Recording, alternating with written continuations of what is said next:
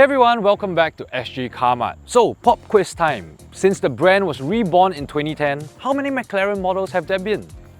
The answer might surprise you. So, in just 13 years, the brand has made a total of 15 model variants. No wait, that's not quite right. It's 16 because that is the newest one. That is the McLaren Artura. So is this just yet another McLaren? Well, not quite, because this one is kind of different.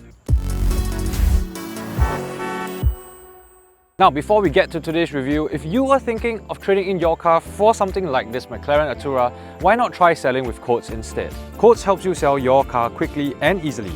With the new Quotz doorstep, get professional inspection by our certified mechanics at your convenience anywhere on the island.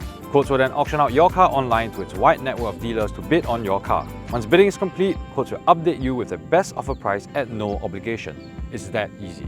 To find out more, visit quotz.com.sg. That's quotz.com.sg. Now back to the review. The McLaren Artura is priced upon asking. The 3-litre engine produces 577 brake horsepower and its electric motor produces 94 brake horsepower. The hybrid powertrain outputs a combined 720 Nm of torque. The 8-speed transmission brings the car from 0 to 100 km/h in 3 seconds. The Artura has a claimed fuel consumption of 21.8 km per litre. For more details on the McLaren Artura or any other car, head on to sgcarmart.com to help you make the smart choice on your next car.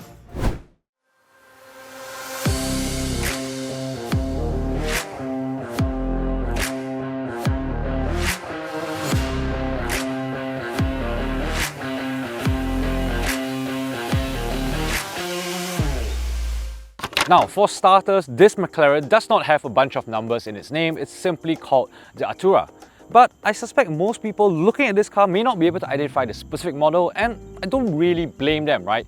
Most people don't live and breathe cars the way we do. It is our job after all. So for most people, this is just a McLaren. And you know, looking at it, that makes sense. This is kind of what people imagine a McLaren to look like, right? A low-slung, two-door, super expensive, quite noisy supercar. But look a little closer and some details stand out. So for example, the headlights and the front intake here actually echo the McLaren logo.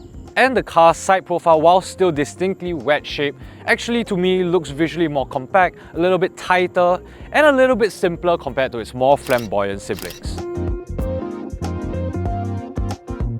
Now, at the rear of the Artura, we obviously have twin tailpipes and we have a really large diffuser, so be careful when you're parking this car. And also actually there is a third kind of exhaust here, and this is actually for the turbo. So when you're driving and you look in the rear view mirror, you can actually see really hot air in your view, right? And as far as boot space, well, obviously we don't have a boot because the engine is over here. So where do you store your stuff? Well, at the front. Now here we have the car's front, and to be very honest, for a supercar, it's actually quite sizable. Obviously we don't have the anti-trolley and the big luggage because people who drive these cars don't carry those kinds of things around, but this will fit a helmet, it'll fit maybe 2 day bags, and you know, enough for short daily trips. Now let's go jump inside the car.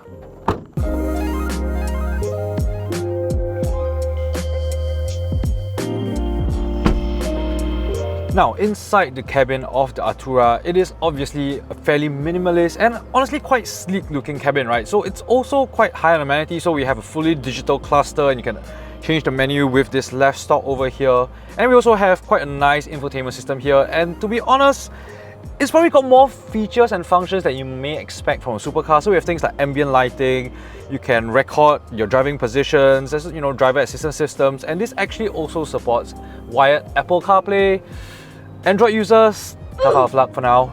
Now, a couple of things to note on this Artura. So the powertrain and damper adjustments are now mounted over here, and so what that means is that when you're driving with your hands on the wheel, it's very sort of easily within reach. And also these pedal shifters, they actually operate just like the ones in F1, so they are rocker style switches. What that means is that you can of course click here to shift up and down, but you can also click away to shift the opposite direction. So the idea is that when you're, you know, in lock somewhere, you can still shift accordingly. So that's kind of interesting, right? Now, in terms of storage space, obviously there's not very much. We have a little cubby hole over here with a USB-A port as well as a USB-C port to connect your Apple iPhone.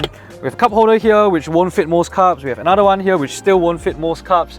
And we have a little parcel shelf over here on the back. You know, overall, is the cabin top-notch quality? no, I think build quality can be improved in places. It's not the most lavish, luxurious cabin you'll ever see in a supercar, but it's definitely a lot improved from before. Now, the car is not without its problems. So one of them that I found is the reverse camera. So the reverse camera is displayed on the digital dash, but that means that if you're reversing and then you need to make a turn, you realize that your hand is going to be then blocking the reverse view camera. One more thing to note about the Artura is that the driving position is quite race car-like. So typically in sports cars, you're sitting quite upright and quite close, but in this car, you're actually sitting with your feet quite forward, you're kind of leaning back a little bit, and this is how race cars actually feel like. So now let's go take this supercar on the road and see how it feels. So I'm gonna start the car. Yep, the car is started, ready to go, and you must be wondering, where's the sound?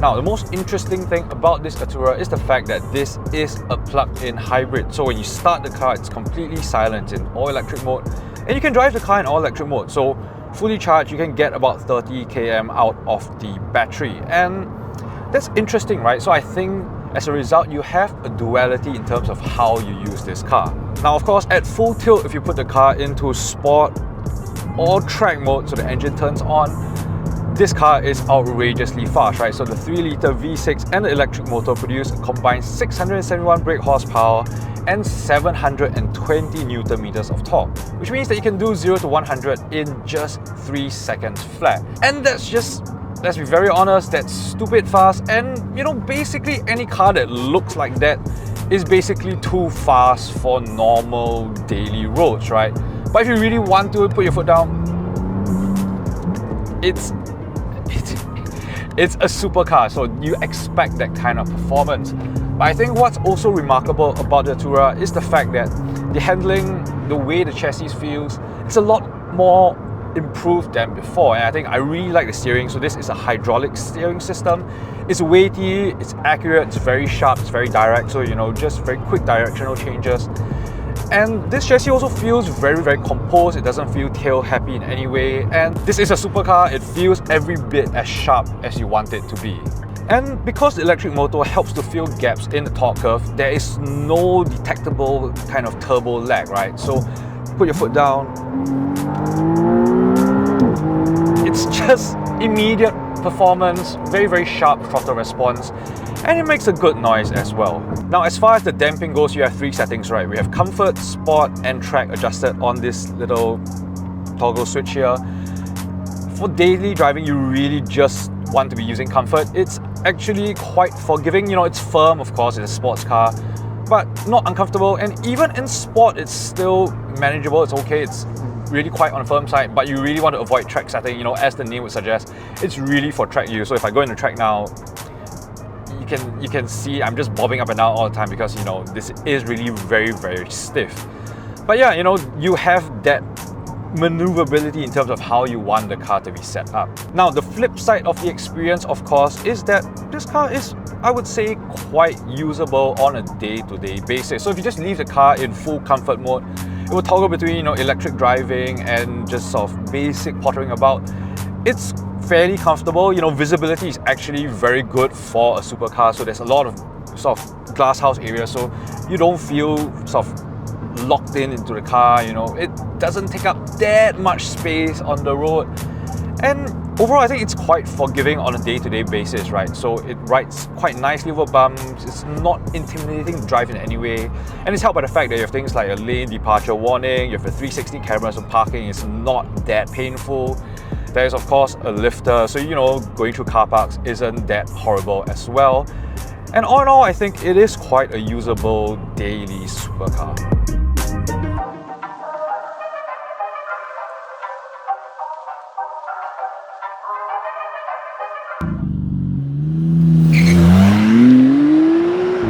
So the new McLaren Artura, is it a will buy, won't buy, or go try? This is definitely a go try.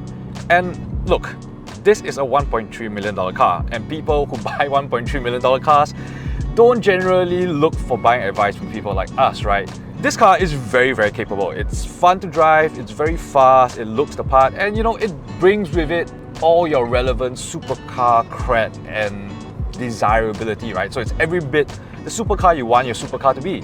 And you know, I think it's also quite usable daily, it's less impractical than you would imagine, and yes, it's perhaps not the most emotional experience in the world, but there is no denying the sheer capability and sharpness that this Artura delivers. However, what's perhaps most important is the fact that precisely this is the way that supercars are going to stay alive, at least in the near future. So plug-in hybrid powertrains are going to be how supercar makers will continue to be able to make cars like this.